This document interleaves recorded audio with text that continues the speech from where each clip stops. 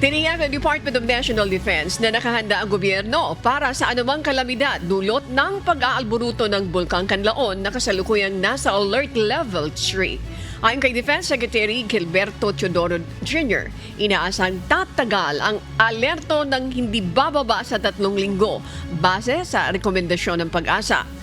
Pinaghahandaan na ng gobyerno ang worst case scenario at nagsasagawa ng forced evacuation sa mga bayan ng La Castellana at Canlaon, Negros Occidental at Negros Oriental na pinakamalubhang naapektuhan.